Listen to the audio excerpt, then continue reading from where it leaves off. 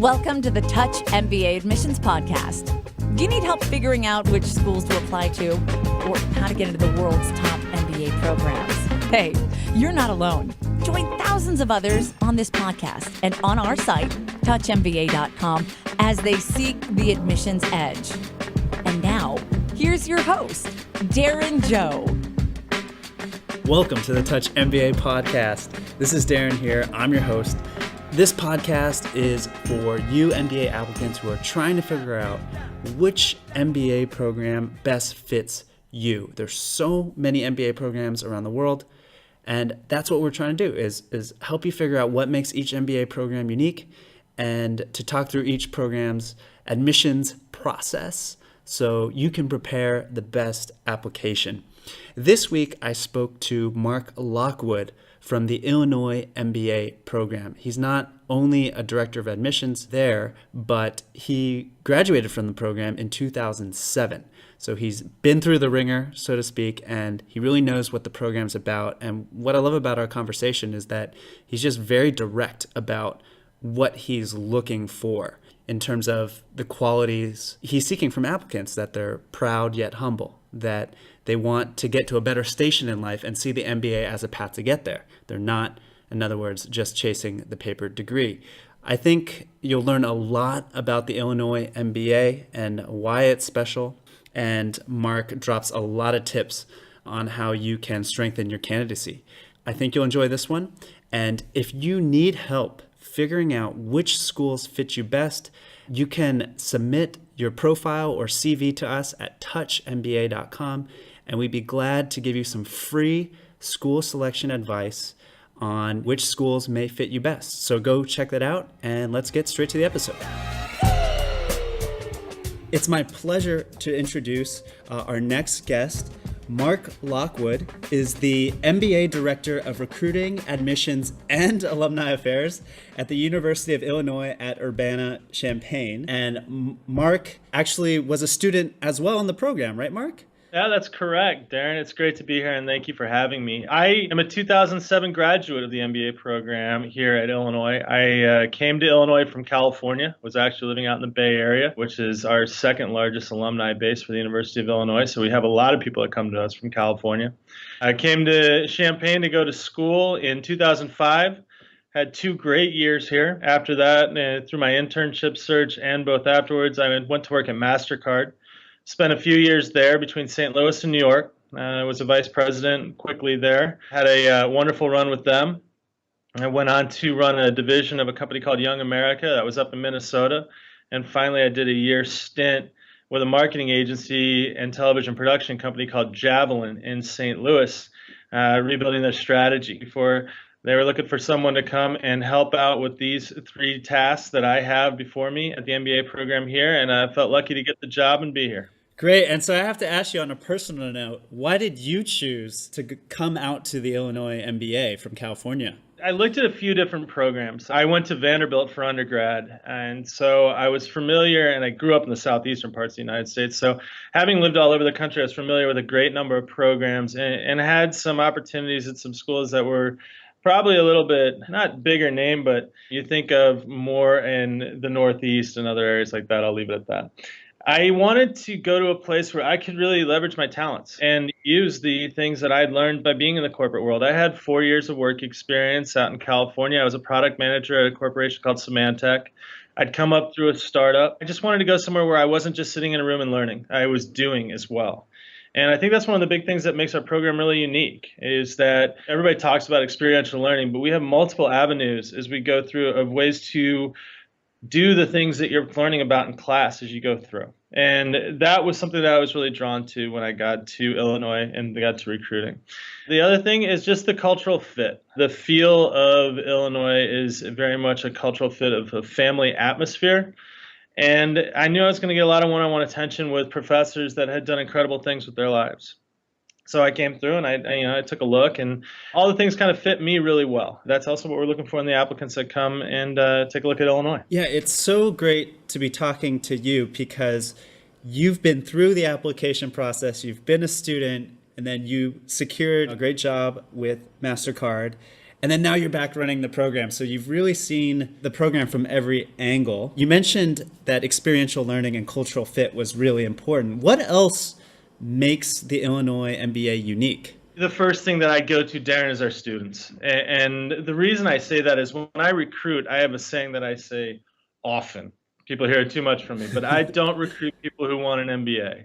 I recruit people who want to get to a better place in life, a better station in life, a better career, what it is, and the MBA is the path to get there. So I'm not looking for a whole lot of people that are going to sit and just learn in class. That's a big part of it. There's no doubt about it. But I also want people who can lead. I want people who take charge of all the programs, all the extracurriculars, things like Illinois Business Consulting, which I'll talk a bit about later, Global Consulting Program, the Academy for Entrepreneurial Leadership, our MBA association with our marketing associations, our finance associations, our resources that help the community as far as giving back. I'm looking for people that want to get in and get their hands dirty and really work to recreate the culture of the program. Those were the people that were successful when I went through, the ones who got in and took advantage of those opportunities and really led through their actions and not their words. So that's a big thing for me, is actions, not words. What have you done? What do you want to do? And then, of course, we at the same time, we're a highly ranked program, and we're looking for a good undergraduate degree, a good score, a standardized test or standardized test, but the GMAT is kind of built for MBA programs, so a good score is helpful. And then good work experience. What have you done? How hard have you worked? Have you gotten and done something there? I don't need 100 people coming out of McKinsey every year, but I need to know that you got into your work and you did something that differentiated you from the rest of the crowd, that you took the opportunity of your work experience and made it count for something. That's what I'm looking for. So when you talk about that student culture and the culture that you want applicants to continue when they're in the program, is that action? That's the big word I hear from what you're saying. Is that how you would describe it? I tell all our students the culture of the program is determined by the students that we bring in. Now, that said, we're looking for a certain aspect of those students, like you said, action, but also almost a proud yet humble type of behavior.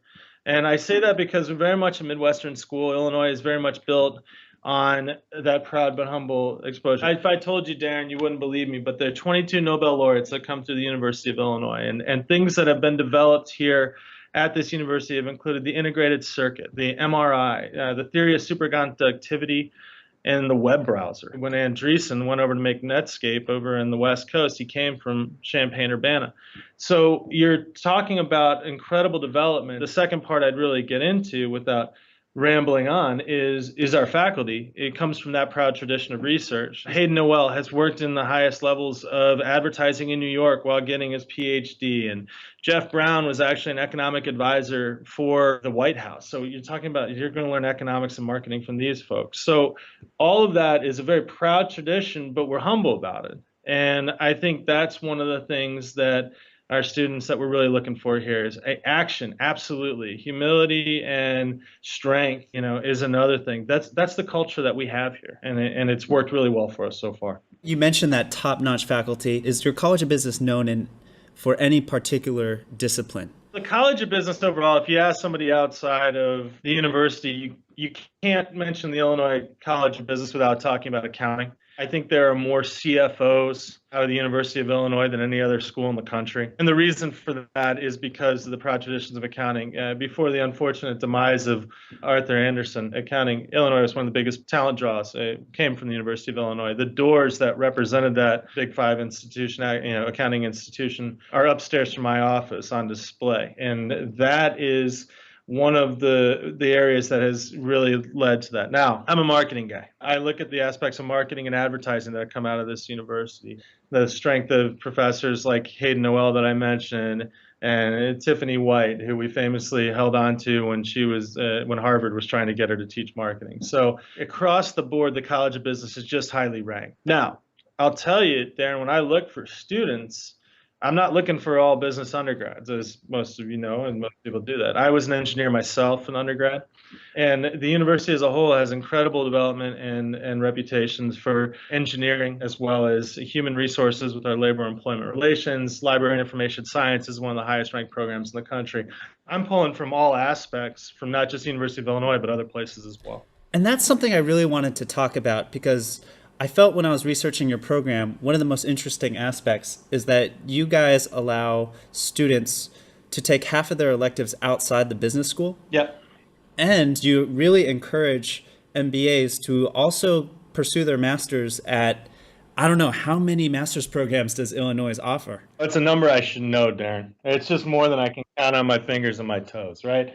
What you're getting at and what we really do appreciate here is I think of this as one of the biggest and best toolboxes in the country. We're one of the greatest research institutions on the planet. So when I want people to come in and what I want to do is, one, we make the curriculum very flexible at this point. So in the first year, like most MBA programs, you're going to get a wide breadth of knowledge and a multitude of different subjects, right? Everything from your accounting, your finance, your marketing, your operations, your leadership, things like professional communications. We get all that in the first year. Everybody has class together. Okay, you're going through the ringer at the same time. But then branch out. What do you want to take? What do you want to be involved in? Most of our experiential opportunities are going to draw on things that you might learn in the Technology and Entrepreneurship Center, the Academy for Entrepreneurs Leadership, the IBC, different things that we'll get into. But so that a lot of that might be drawn from taking classes over at the engineering school, over at LER, over in the law school, different aspects that really make sure that you're getting a broad range of knowledge. For the MBAs that are pursuing joint or dual degrees, do they usually get their MBA first and then go for their other masters, or is it the other way around? When we look at our joint degree program, we're usually obviously working alongside the other master's program that they're taking classes from. We get a year. And then we have a number of credit hours that we need them to fulfill their MBA. Some of those hours will be able to use classes that they can take in both their other area of concentration or their other degree. Some will overlap, but we have a certain amount that they have to take after their first year, full year with us. For instance, a law school student might take it between their 1L year and their 2L year, between their 2L year and their 3L year.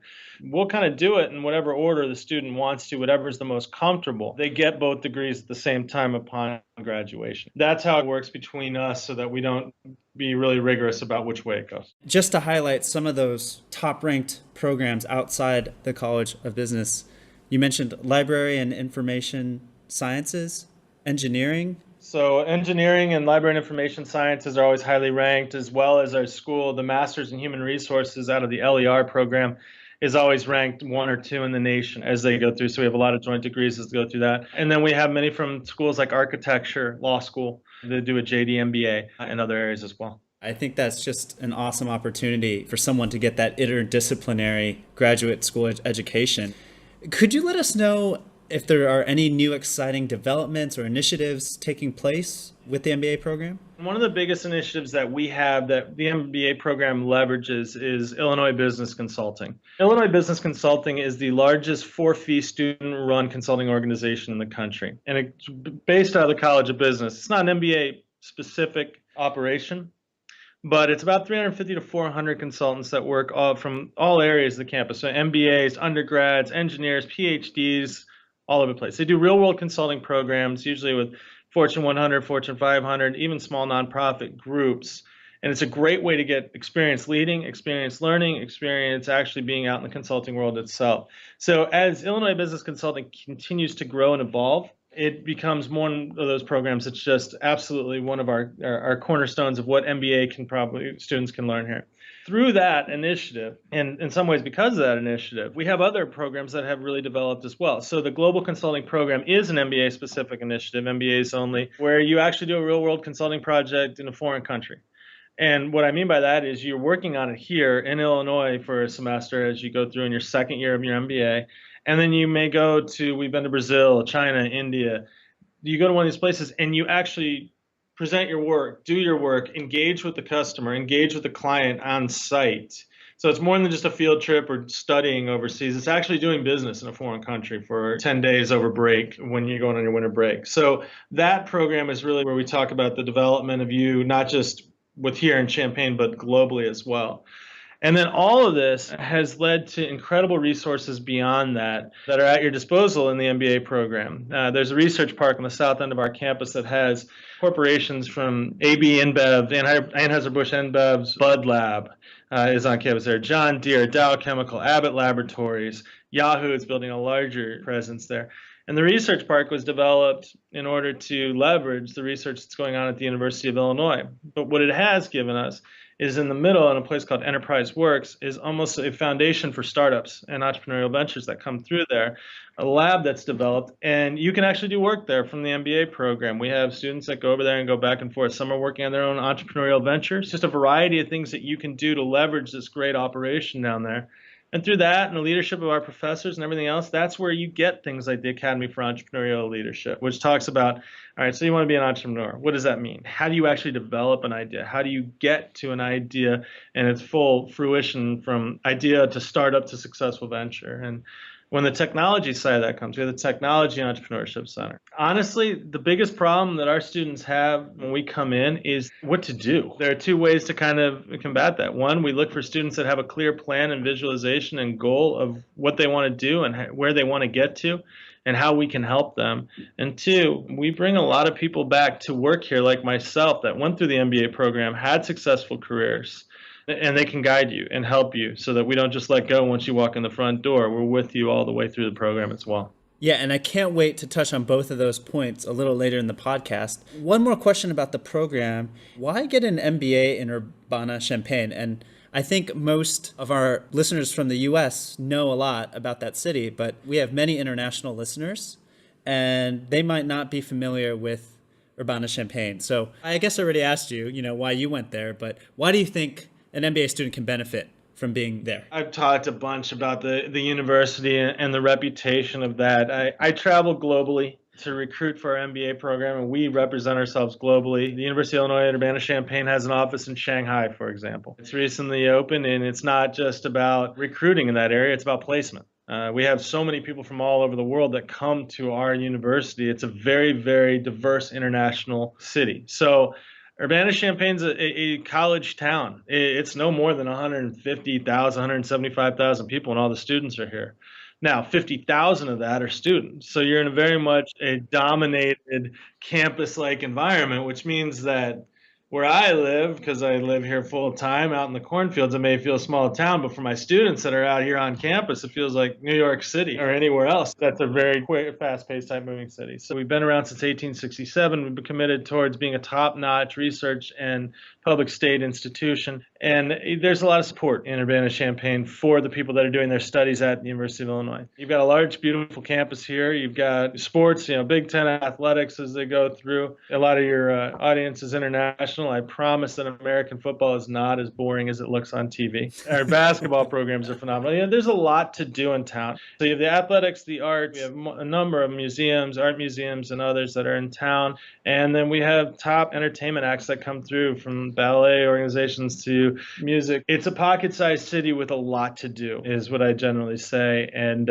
we're 2 hours from some big cities like Chicago and Indianapolis and St. Louis with an awful lot to offer as well. So it's a good spot to be. It's a great place to come and study. It's just a good town. What did you do with your classmates when you wanted to ease some tension from, the intense core and so forth? Like, what did you guys do on a Friday? There is no problem with the social life that goes on in an MBA program. At our university, for instance, our MBA program, we have something called Mug Club, where there's generally a social event Thursday or Friday night every week where folks get together and kind of unwind, talk about the week, yell about professors in good ways and bad ways and tests and everything, but de-stressing is an important part of it.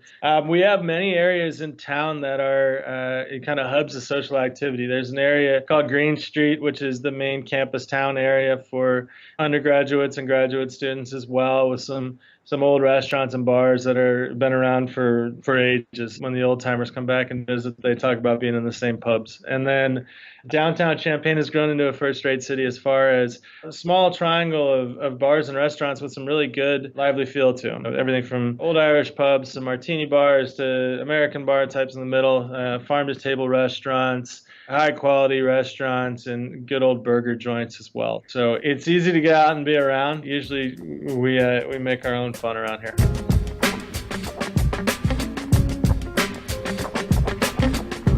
If we could switch gears and talk about admissions, you've already mentioned some of the qualities you're looking for.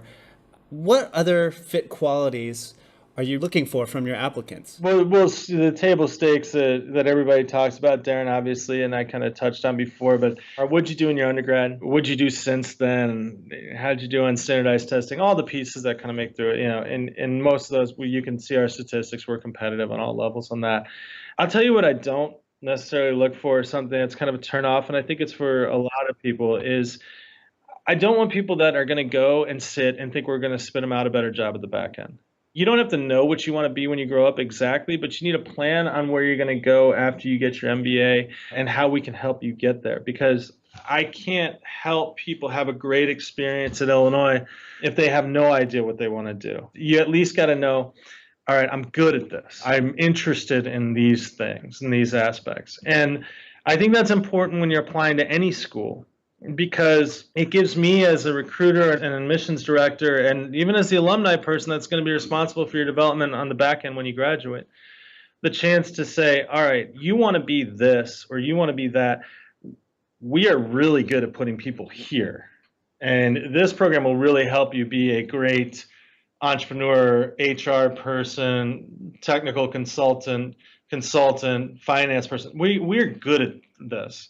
If you want to get here, I think you should look at somewhere else. And right now, that's the mentality of most of the directors and the people that I'm talking to, is it's not a game to see who we can get into our programs. It's a fit to make sure that you are going to the right thing so you have a great experience, that we can be happy and shake your hand and when you graduate in 2 years and say, I made the right choice. So the fit I'm looking for is honestly just a knowledge of some aspect of where you want to go. I talked about that proud but humble nature, or that way of going through and know your own strength, be confident, be true to yourself. Don't play games with admissions directors. It'll help you get into the right place and be honest with who you are. And you've talked about that direction and that need for a plan. How concrete does that need to be? I mean, are we talking, I need to know the companies that I'd like to work for? Or are we talking industries and functions and geographies? I should have a pretty good idea. How clear does that plan need to be? It can vary. It doesn't need to be, I've got to work for Symantec in Northern California in 2 years. Due to the kind of fluid nature and the flexible curriculum that we have, it's often good to have a little bit of openness about other opportunities that might approach you. From my own experience, I never had any desire to work for MasterCard. When they came on campus and recruited me to interview, I almost didn't take the interview. It's like, why would I go to MasterCard? But being open to new opportunities helped me a great deal and ended up being the place I worked for quite some time. It was a great experience for me. You don't need to be locked in, set in stone 100% of what you want to do, but some direction, some idea, even if you're a career switcher, just some idea. I want to be good at this. I want to do better at this. I want to do better at that. I want to leverage these aspects to make myself a better candidate is what we're looking for. I want you to know about my school, about what we offer, and about how that can help you get to your goals. That's about as concrete as it needs to be. Perfect. And I know that you guys strongly encourage applicants to have at least 2 years of post-undergraduate degree work experience.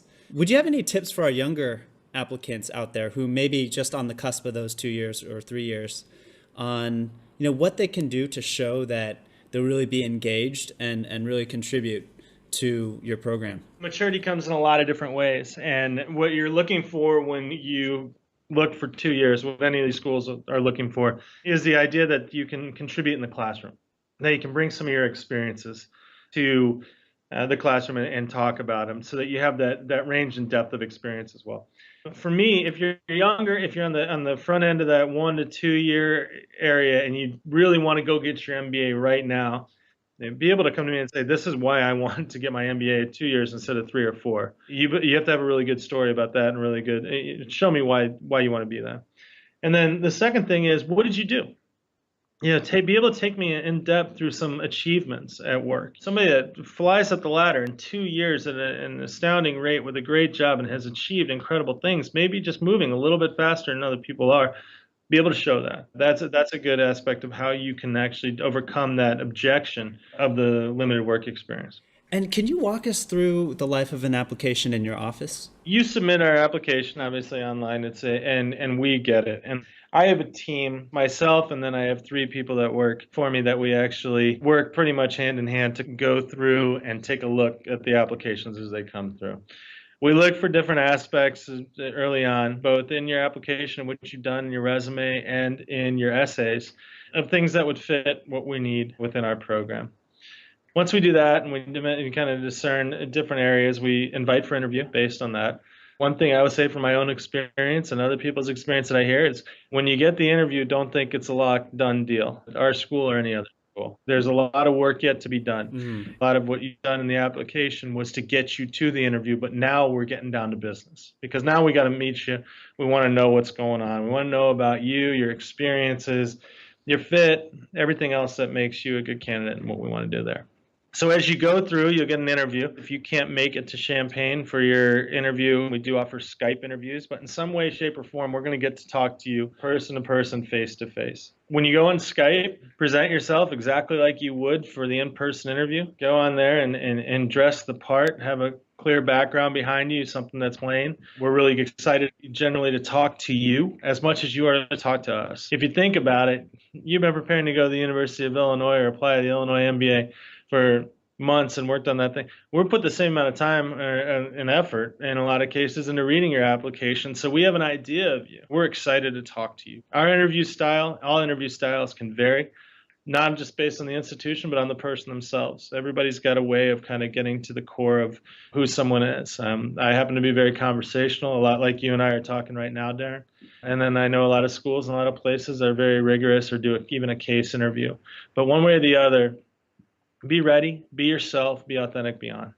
Based on your interview and based on your application, we'll make not only a decision, but we'll go right then and start making a scholarship decision as well, whether there exists one or what it might be. Our scholarships are all merit-based. And then we'll make a decision and we'll tell you, hey, you welcome to the University of Illinois. We're excited to have you.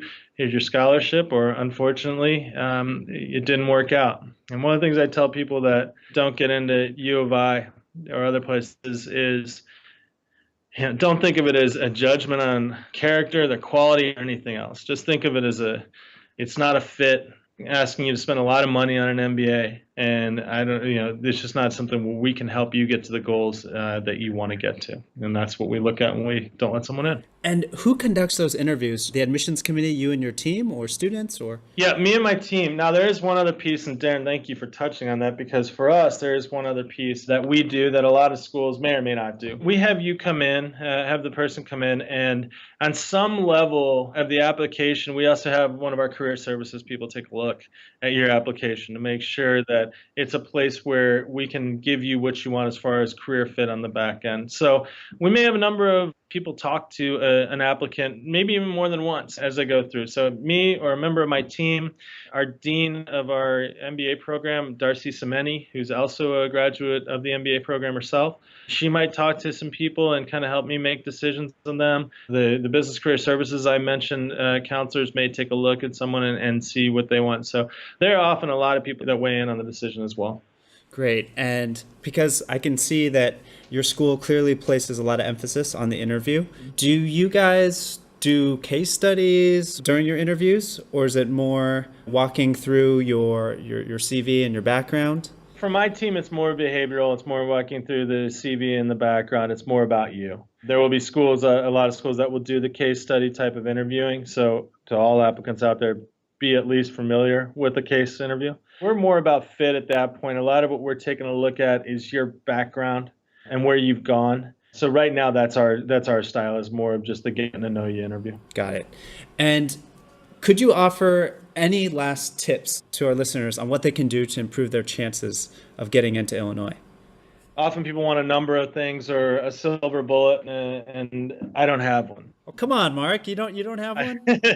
I don't have a silver bullet, Darren. I'm sorry, man. I don't have it for every school. But I will tell you this, and I will say it with conviction about Illinois, Harvard, Berkeley, Texas, wherever you want to go, is that you have to, through the process, be authentic to who you are and be the same person through the process that's going to show up on day one. If you game the system or play a part to get into a school and then show up as someone else on day one, whoever that admissions director is at whatever school has made it based on a caricature that you've created, and you could have a very miserable experience. Because you may not fit in that school may not be able to get you where you want to go. there are 100 different ways that it could be like, all I've ever wanted is to go to school X, and you get to school X and it's not what you think it is. And so my one thing about improving any chances of admission or improving any chances of not ending up in a bad situation for MBA program is put your best foot forward, know your story, but make sure that it is authentic and true to who you really are. And it'll help you greatly, not just in the admissions process, but for the 2 years afterwards when you go to school at the institution. That's awesome. And I think some of our listeners might say, well, okay, every top business school like Illinois, you guys have things you're looking for. So how can I be authentic, match what you're looking for? Maybe what you're looking for isn't quite who they are. Well, maybe then that's just not a good fit. But I guess my question is, how do you show authenticity while also presenting your best self? There's this dichotomy where applicants are like, oh, I have to be Superman, but if I'm authentic, quote unquote, then, I'm just not that special. I think that's why one of the reasons you and I are here, right? And I like what your group's doing because, okay, I'll put one out there. So my dad got his MBA at Harvard. Good school. I heard they're doing good things, whatever. But it's one of the best institutions in the country. So all of a sudden, I start looking at MBA programs. Okay, Harvard. I'll look at Harvard. I went to Vandy for undergrad. I had an engineering degree. I had good work experience. I did well on the test, and I started looking at Harvard. All right, you got to go to Harvard. You got to go to Harvard. I looked at Harvard, and Harvard is an amazing place. Beautiful campus. Pull a lot of people. It just wasn't me. And so that's where I think you got to separate the idea of who you are and what that fit is versus somebody else's aspirations or somebody else's ranking system or somebody else's idea of where you need to go to school and who you need to be. Because I will tell you that Harvard, Wharton, Stanford, these may be the top 3 schools in the country, but they are not the 3 best schools for every single person in the country. And I don't know if that makes a lot of sense, but you kind of have to get in there and see how it goes. So I guess the first thing to what you're saying is your true authenticity about it is the first step in that is, okay, be authentic about what you want to do, but take a look around at the schools and really go through organizations like yours and say, all right, U.S. News and World Report or the Financial Times ranks these 3 as the top 3 schools. I'm going to apply to those 3 because then I'm going to be rich. It's not how it works. The youngest Fortune 200 president in the United States is a graduate of our program named CJ Desai. And CJ runs the emerging technology division at EMC. You can go to Harvard, he went to Illinois. And we have a lot of people that are out there like that. And the path which you choose, you have to do the research to find. So that's kind of a rant, but the idea is by the time you find the right 4 or 5 schools that you want to apply to, it may not be 1 through 5 on anybody's list. What it is the 4 or 5 that match you. And then when you get to that point that they match you, you have no choice but to be authentic because you've done the research. You are you. That's when good things happen. That's when an admission happens. That's when things get to the good point, is that you found the place where you fit, no matter where it may be, and you've applied, you've gotten excited about it, and they're excited to have you. Yeah, you said that way better than I could. Yeah, I believe in the same philosophy, and that's exactly why we're doing this podcast, is to expose our listeners to great programs around the world and help them try to find that right fit feeling, whatever you want to call it.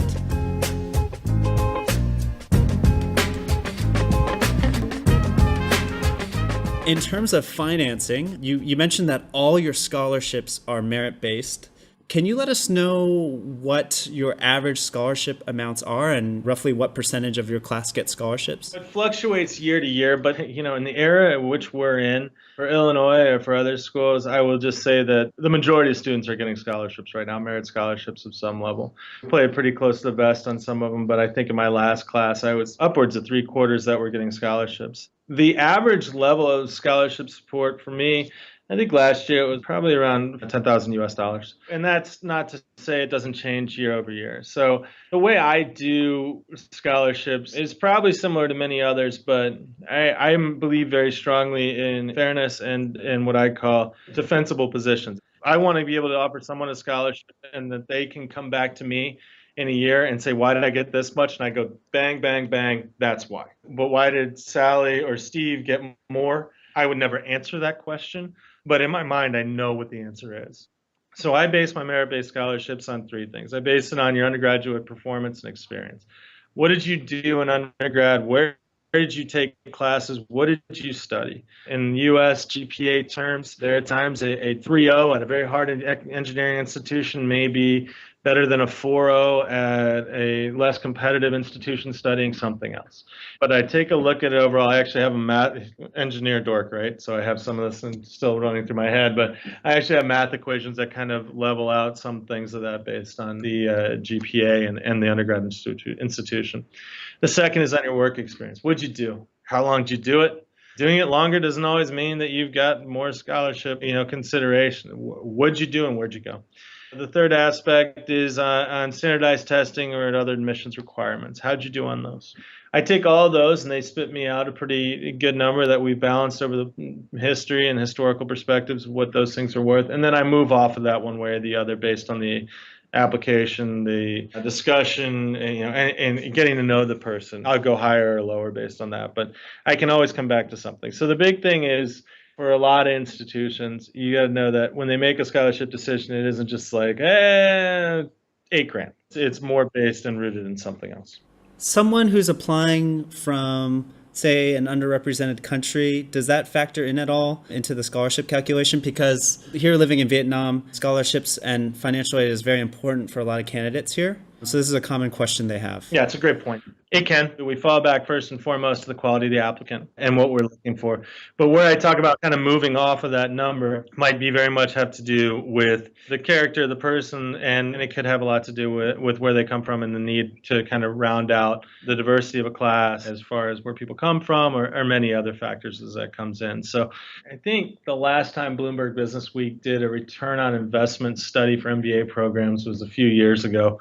If they've done one since, I haven't seen it, but we ranked third, at least in the U.S., in return on investment. There are a lot of schools that are efficient and affordable, but the idea here is that we want to give people an opportunity to get a great MBA that's going to give them a great return and a great career path out of here, but at a price that they can stomach. MBAs are expensive, and we know that. I've been through one, still paying for mine. We're very, very familiar and aware of the situations globally as well. Yeah, and just to highlight to our listeners, your tuition prices are really great for Illinois residents. For 2 years, it comes to somewhere around $44,000, and for international students and non-residents, it comes somewhere to around $66,000 without scholarship funding. Compared to a lot of leading U.S. MBA programs, that tuition is relatively lower. I'm sure a lot of our listeners will be very excited to hear that, especially if they can get an outstanding education too.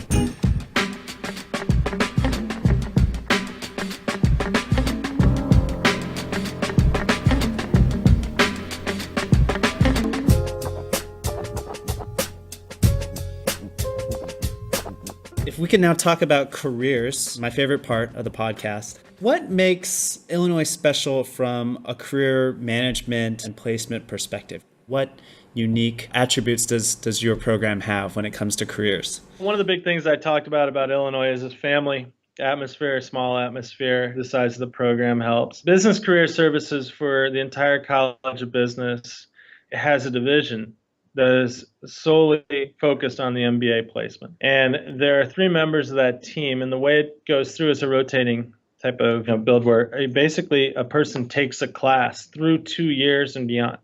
For the class I'm recruiting right now, I know who their career advisor is going to be, not just to help them get that internship in the first year, but also to get that job in the second year. They'll be with them the day they walk in the door until the day they graduate. And so they rotate through, and then that person takes a year and does corporate development, and then takes another class.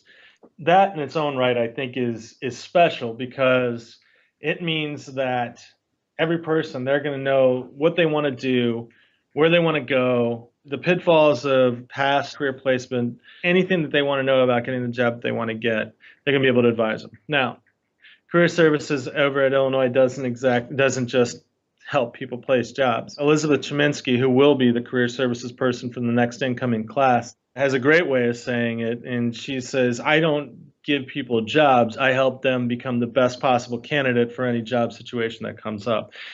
That whole process starts well before you even get to campus. So you're doing career assessments, resume reviews, all sorts of different things before you actually get here to show, what are your skills, what are your ambitions, what are you good at, what are you not good at, what's going to be the best career setup for you, combined with how are you placing yourself to put yourself forward in the best position. How does your resume look? How's your interview going? We do mock interviews. We do mock career fairs, which are bringing back alumni to kind of go through like you would be in a career fair, so you have the best way of putting your best foot forward as you go through the process as well. And then I think we'll get into this a little bit later, but the alumni perspective, constantly bringing back alumni to talk to people about how they got to the levels of success they did. How did they become a big consultant vice president at Alex Partners in Chicago? How did they become president of a division in EMC? How did they become these different things as they go through? Because they've been there and they know what you're learning right now and how that actually progresses forward to get them to where they want to be. Well, let's just talk about your alumni network now, because that's something we always hear about University of Illinois, that you guys have one of the biggest alumni networks in the world. But what does that mean as a participant? When you were going through the program and when you see your students go through the program, how can they plug into that network? Because sometimes, the size of a network doesn't necessarily mean it's the most effective network if its members aren't engaged. That's absolutely right. We have a huge alumni association, a huge alumni network, and that's fantastic for the university as a whole. We have 3 levels in which we kind of associate with the alumni. Externally, we have an alumni committee that's run by our alums that focuses on large events. We started when I was here, and I'm proud to be one of the people that helped found this event, a huge alumni banquet that always honors one of our really strong alums from the past that's done great things. And that's a great event. So that outside external alumni committee does a lot of work with that. We have an alumni association or an alumni affairs group here at the College of Business that's constantly getting the word out about what our alums are doing and how to stay more involved. And then my other job, my third job, is as the alumni relations person here. And what that means for the students here is, okay, Darren, I got you to come to the University of Illinois.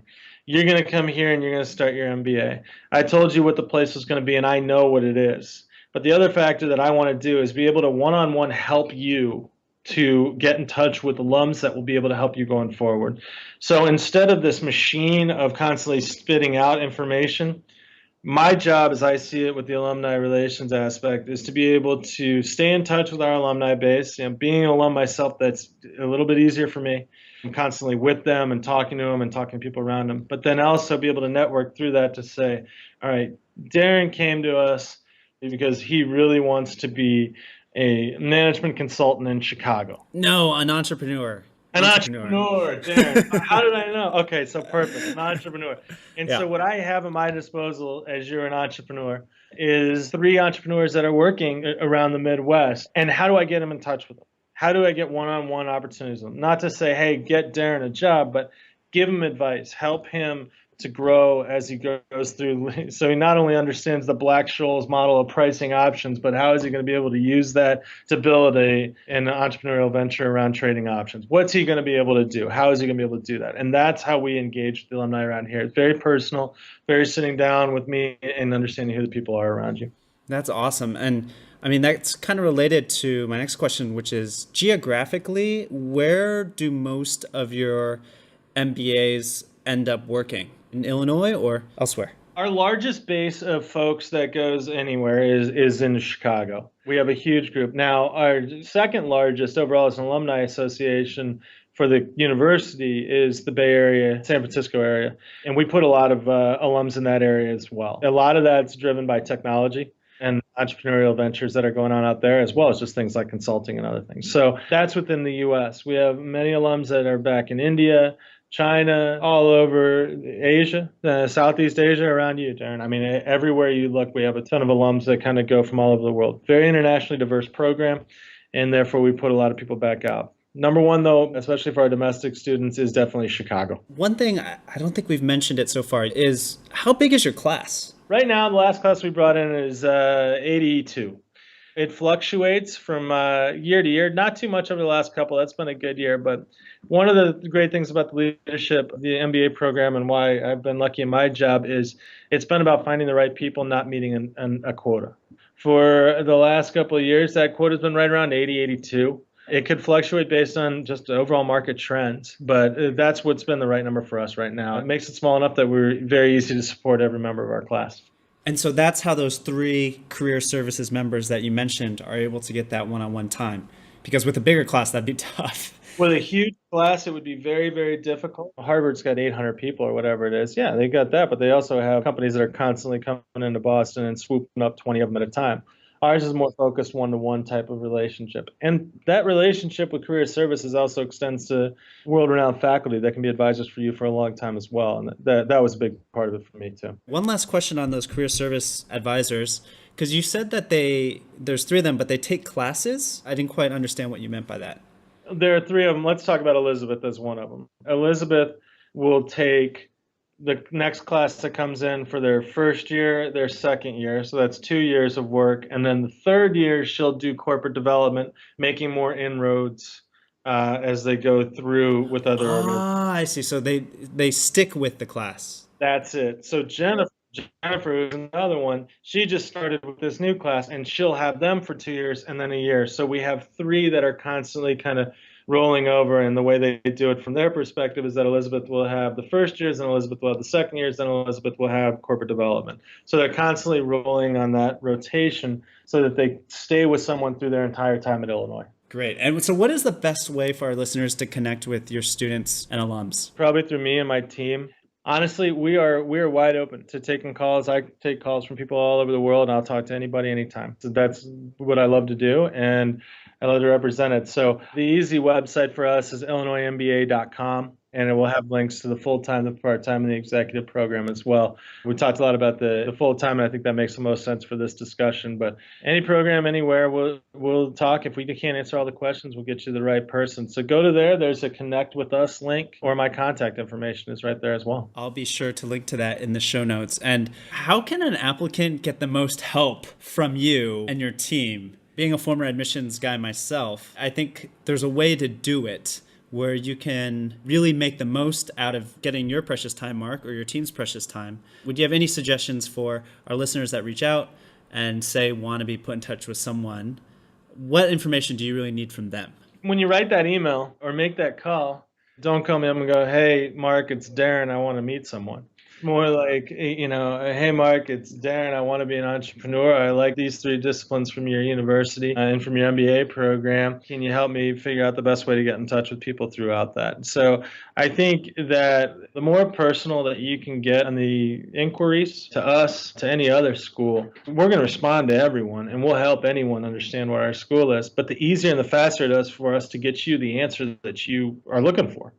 And the more information you give me, the better and the faster I can get back to you with that information. What about submitting CVs? Is that too much? CVs, resumes, a little bit about yourself. I don't mind at all. It helps me get a better feel for what's going on. We do a lot of counseling. We offer counseling to talk to anybody about getting into an MBA program. I don't mind if you send all the information that you want. Generally, I'll give you a quick glance. I can't give you an admission decision. I can't really give you a full idea of what your chances are till you go through the process of the application. It wouldn't be fair to the applicant to do it on that little information. Finally, is there anything else about the Illinois MBA as an alumni, as a director, that you just wish more candidates knew about when you're touring the world? This is a great place to learn from the smartest people in the world that have created some of the most incredible innovations in business and technology and everything else that have dictated the path of a large population of the planet in a wonderful town. And you're doing it with a flexible curriculum that lets you leverage a lot of world-class, largest, and other student organizations like Illinois Business Consulting and the Global Consulting Program and the Research Park across the board, things we've talked about. But the main thing for me, and the one that if I printed T-shirts, I'd say this on them, right, is that it's a great place. The more you dig in, the more you're going to be like, holy cow, that's a great place to get my start on the next level of my career. But I don't recruit people that want an MBA. I recruit people that want to get to a better spot in life, and the MBA is the path. It sounds cheesy, but I'm telling you, it's easy to tell the difference. Mark, I really appreciate the straight talk, and thanks for joining us on the Touch MBA podcast. It was wonderful to be here. Go Illini, and thank you for your time. Thanks for listening to the Touch MBA podcast. Don't be shy. We have a mailing list. Go to touchmba.com and get yourself signed up. And we'll keep you posted with the best tips and insider interviews on how to get into your number one school. You can also find us on Twitter and Facebook at Touch MBA. See you soon.